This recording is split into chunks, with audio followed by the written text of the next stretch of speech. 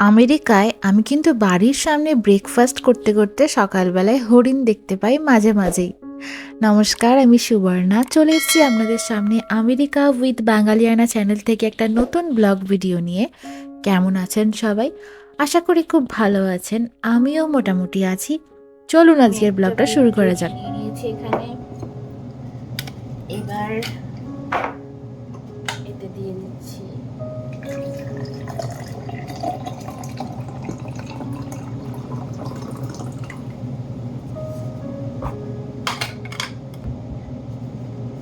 এবার এতে দিয়ে দেবো একটু হানি।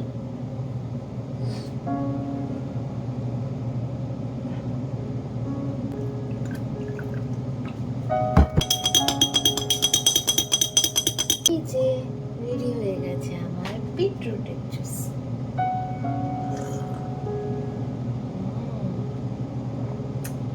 খেতে হবে বলে খাওয়া, মানে খারাপও না ভালো না, যেহেতু আমি এটাতে লেবু দিয়েছিলাম সেজন্য আর এক্সট্রা করে প্রত্যেক দিন ওই লেবু কেটে দেওয়ার ঝামেলাটা রাখছি না, তাই লেবুর স্বাদটা রয়েছে। আর টক আর হানি দিলাম মিষ্টি, তার সাথে বিটরুট আর একটু কাঁচা হলুদের স্মেলও পাচ্ছি, সব মিলিয়ে ভালো খেতে।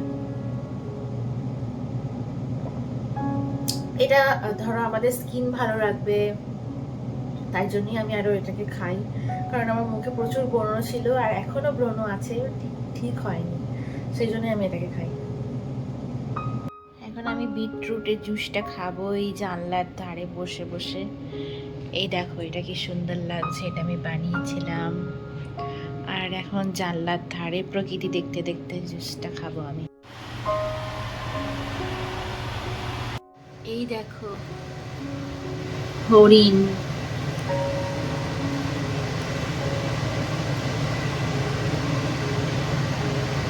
আমি এখন সকালে এখানে বসে ব্রেকফাস্ট করছিলাম, আর ব্রেকফাস্ট করতে করতে আমি দেখছি যে ওখানে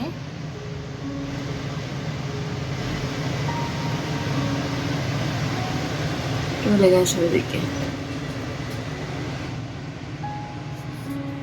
এত ঠান্ডা পড়ে গেছে এখানে যে কি বলবো, আবার আমাকে জ্যাকেট পরে আজকে আসতে হলো জিমে। অনেকদিন আসা হয়নি, ভাবলাম আজকে যাই, তাই আজকে এলাম। সুইমিং পুলটা পরিষ্কার করেছে, হয়তো আর একটু গরম পড়লে খুলবে, এখনো খোলেনি তো দেখছি। চলো যাই, এখানে তোমরা আমাকে দেখতে পাবে, হ্যাঁ আয়নাতে দেখবেন লাগে তাহলে জানা যা।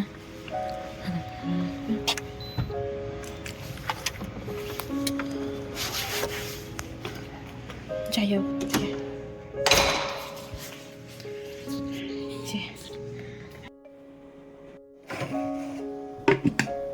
বাড়ি এসে আমি এখন রান্না বসিয়ে দিলাম।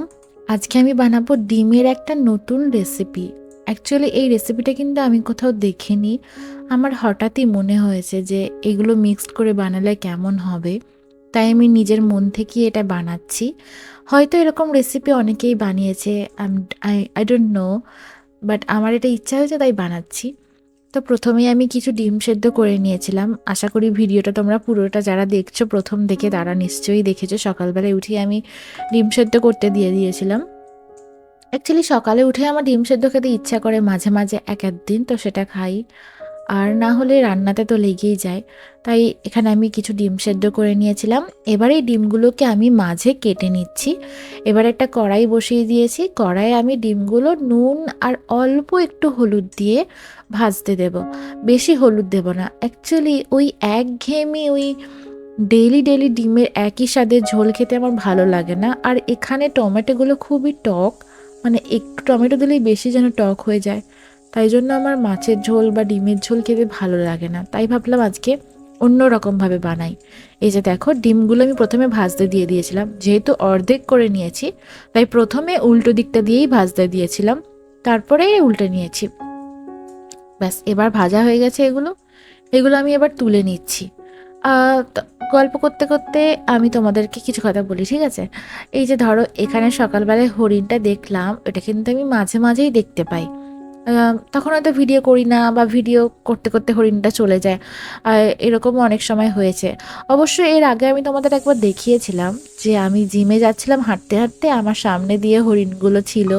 আমি যাচ্ছিলাম, তাও ওরা পালাচ্ছিল না, মানে ওরা মানুষকে ভয় পায় না। কারণ এখানে ওরা জানে যে মানুষরা হার্মফুল নয় ওদের জন্য, ওদের কোনো ক্ষতি করবে না, এরকমই। তো যাই হোক, আমি এবার রান্নাটাতে কথাই বলি। প্রথমে আমি পেঁয়াজ ভেজে নিলাম, তার আগে আমি জিরে আর লঙ্কা ফোড়ন দিয়েছিলাম, তারপরে পেঁয়াজ ভেজে নিলাম।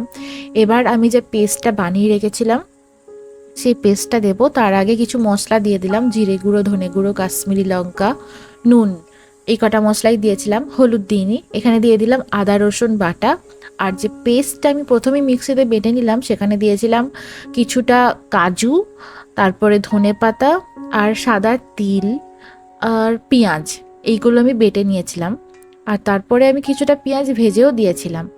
আর আমার কাছে অনেক দিন ধরে ফ্রিজে ঝিঙ্গে ছিল, যেটা নষ্ট হচ্ছে, পড়ে পড়ে পচে যাচ্ছিল, সেজন্য আমি ভাবলাম ঝিঙেটাও কেটে দিয়ে দিই এর সাথে। তার মাঝে আমি রান্না করতে করতে আমার ঘরটা খুব নোংরা হয়ে যায়, এটা সেটা পড়ে। আসলে তোমরা শুধু হয়তো পরিষ্কার জিনিসটাই দেখতে পাও, তার পিছনে যে অনেক কাজ থাকে, অনেক কিছু পরিষ্কার টরিষ্কার করতে হয়, সেগুলো হয়তো ভিডিওতে প্রতিদিন দেখাই না। তো আজকে ভাবলাম দেখাই। রান্নার মাঝে আমি এখানে ঘরটা পরিষ্কার করে নিচ্ছিলাম। যেহেতু এটা কাঠের বাড়ি, তাই বেশি মোছামুছি করাটা উচিত না। সেই জন্য আমি ঝাঁট দিই আর মুছি মাঝে মাঝে, প্রতিদিন মুছি না। কিন্তু ঝাঁটটা দিতে হয়, কারণ প্রচুর নোংরা হয়ে যায় এখানটা, রান্না করতে করতে এটা সেটা পড়ে প্রচুর নোংরা হয়ে যায়। যাই হোক, এরপর আমি হাতটা ধুয়ে দেখতে গেলাম যে রান্নাটা কত দূর হয়েছে। আর এটা তো বললাম যে প্রথম বানাচ্ছি, তাই ঝিঙেটা গলে যাবে সেটাও ভাবছিলাম। এখানে আমি কিছুটা এবার টক দই দিয়ে দিচ্ছি ফেটিয়ে। এই টক দইটা কিন্তু আমি বাড়িতেই পেতেছিলাম, আহ, বেশ ভালোই হয় আমার দইটা, বাড়িতে দেখেছি দুধ নিয়ে এসে। আর টক দই দিয়ে কষালে রান্নার টেস্টটাও কিন্তু ভালো হয়, তাই দিয়েছিলাম। আর এখানে দেখছি রান্না করতে করতে ঝিঙেগুলো দেখছি ভালোই গলে গেছে, বা আমার মনে হচ্ছিলো যে গলে গেলে ঠিকই আছে, মানে রান্নাটা একটু গ্রেভিটা একটু মোটা হয়ে যাবে, এটা ভাবছিলাম আমি। চার মগজ দিলে এই রান্নাটা আরও বেশি ভালো টেস্ট হবে। চার মগজ আমার কাছে কেনা নেই, তাই এগুলোই দিয়েছি। ব্যাস, আমি এখানে একটু চিনি দিয়ে দিলাম, চিনি দিলে রান্নার টেস্টটা ভালো হয়, তাই দিয়েছি চিনি।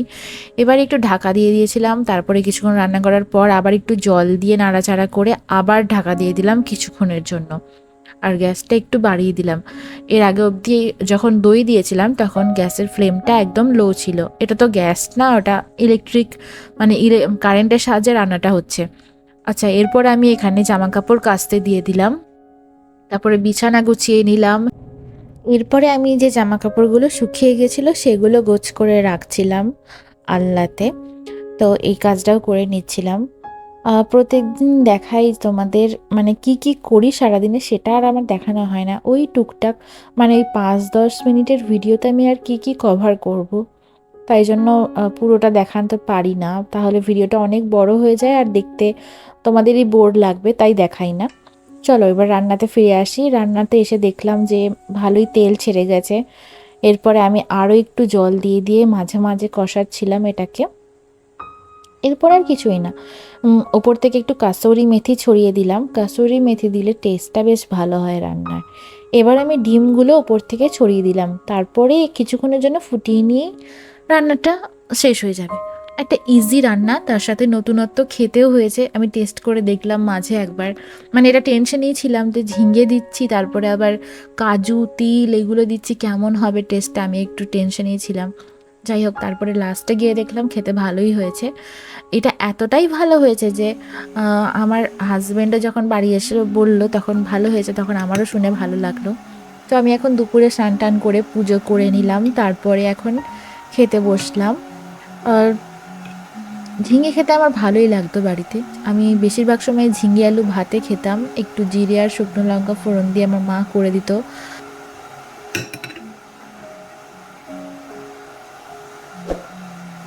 স্নান টান করে আজকে খেতে আমার বাচ্চা এখন 3:30, দেরি হয়ে গেছে আজকে একটু।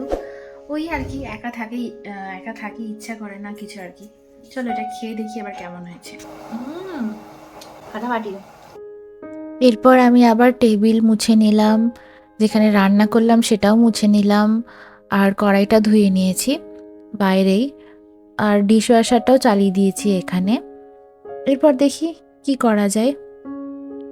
এখানেই ছুটি নেই, এত কিছু করার পরেও আবার ওয়াশিং মেশিনটা আওয়াজ দিচ্ছে যে আমি হয়ে গেছি, আমাকে শুকাতে দাও, শুকাতে দাও। এই যে দেখো ডান লেখাচ্ছে, এই যে ডান লেখা আছে। এবার এটা তুলে এখানে শুকাতে দেব। এরপর রাতে দেখো আমি ফ্রোজেন পরোটা কিনে এনেছি। এটা এইভাবে ডিপ ফ্রিজে রাখতে হয়, একদম রেডি। তো এটা জাস্ট একটু সেঁকে নিলেই, তেল দিয়ে একটু জাস্ট হালকা করে ভেজে নিলেই পরোটাটা রেডি হয়ে যাবে। আমার এটা দেখে খুবই অবাক লাগলো যে এখানে এইরকম রেডি পরোটা রুটি পাওয়া যায়। রুটি পাওয়া যায় আমি দেখেছি, বাট পরোটাটা একদম সেম টু সেম আলুর পরোটার মতন খেতে, মানে পেঁয়াজ দেওয়া আছে, আলু দেওয়া আছে। এটা খেতেও দুর্দান্ত একদম, মানে কি বলবো, রেস্টুরেন্টে আমরা যে পরোটা খাই তার থেকেও সুন্দর হয়েছিল এই পরোটাটা খেতে। আমার দারুণ লেগেছে, এটা একদম ইন্ডিয়ান টেস্টের এই পরোটাটা ছিল। এরপর রাতে ডিনার করে নিলাম। আজকের ভিডিওটা কেমন লাগলো সবাই অবশ্যই কমেন্ট করে জানিও। ভালো থেকো, সুস্থ থেকো, টাটা।